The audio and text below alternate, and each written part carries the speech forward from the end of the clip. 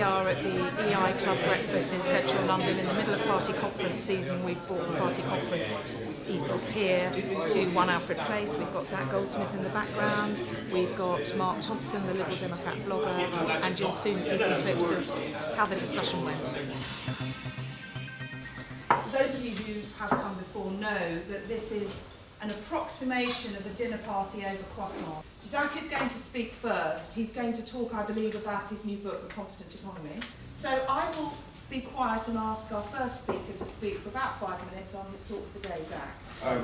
You won't be surprised to hear that I believe there was a colossal crisis ahead of us unless we change tack, and we have to do so pretty quickly.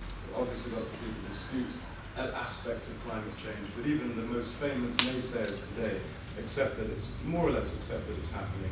So even if climate change was deleted, I still think we need to implement some pretty radical environmental policy. And I don't think the debate around climate change should be ever seen as an excuse to delay action. I think the maths kind of speaks for itself. We've got, according to the UN, of the world's 17 giant fisheries, 15 have either collapsed or they're on the brink of collapse. And it's not just a biodiversity issue, it's a massive issue for human beings around the world. All this is combined with a growing population, massive increased pressure on the world's resources. And I don't think you need to be a mathematician to see that if we allow these trends to continue, we're going to be in really bad shape. The thread that runs through all of these ideas is an acknowledgement that the market needs to be transformed. I can't give anything even close in scope and power to this market. As until now and still today, it's principally been an engine of giant destruction. Almost every environmental problem that anyone here could think of or list is the result of market blindness. So I think that the recognition has to be there that the market itself needs to be retooled. Now, how do you do that? Well, the two major tools in the toolkit of any government is tax and regulation. It doesn't mean more tax and more regulation, but it needs a fundamentally different approach. Effectively, we need to find a way of putting a value on valuable things, like forests, and similarly, we need to put a cost on things that have a cost, i.e. waste, pollution, use of scarce resources, and so on. Essentially, that is the thread that runs through this book. It is a depressing book in terms of the context and the reason the book has been written, but it's supposed to be it's supposed to be an upbeat book, which is why it seems very unfamiliar to my colleagues at The Ecologist magazine who don't quite know what to do with it. What I'm actually going to talk about today is the future of newspapers. With the advent of the internet and online news, services like Google News and things like Twitter and the rise of citizen journalism through blogging, which is obviously what I'm doing a lot at the moment, it has thrown into question the long-term viability of our current model, I think. I'm going to discount physical paper-based sales of newspapers. They're in long-term decline, but I think when you compare them with the near-zero cost of the online equivalents, I just think that it's surely going to lead to their demise as a mass dissemination mechanism. Rupert Murdoch's recent announcement that he's going to move all his news content behind a paywall. But once the content can be accessed through payments, like I say, there'll be little point in linking to it, and this will become a downward spiral.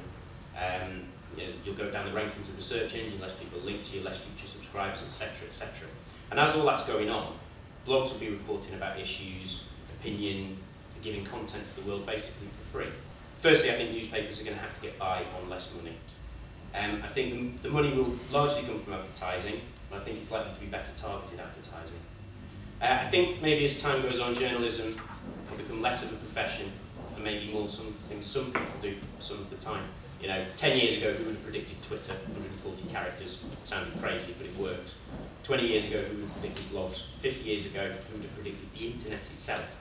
And I think it will be painful, and I think maybe even some people in this room, it might be painful going through the transition to get to wherever we're going to, but it's exciting to be part of it. Thank you. I think what we need to see now is much more investment, much more entrepreneurialism, much more research and development, much more of that applied to the world. We have also, in the last couple of weeks, signed the Copenhagen Communique, which, if people don't know, is really a very short statement from global businesses, over 500 of them, saying, governments, for goodness sake, will you get your act together? We need guidance, we need parameters in which to operate so that we can make the profit and do the creativity around that. I think we are going to see less tribal politics. We are going to see more cross-party stuff. You do need cross-party agreement so that businesses have the security of knowing how to make plans for the future. They need to know that carbon's going to have a price. They need to have a rough idea of what that price is going to be. They need to know that waste is going to be a liability. They need to know what kind of liability, and they'll start planning accordingly. My comment on paid journalism is I simply think it's nonsense to say paid journalism will disappear. You know, the fact that I always hang on to in the blogosphere is more people write blogs than read them. Currency of an argument, changing a public state of mind.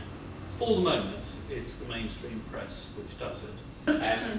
Maybe paid journalism in a more generalised way will survive in a paid form, but I definitely don't think it will pay anywhere near as much as it does at the moment, just because there'll be so many people out there doing it.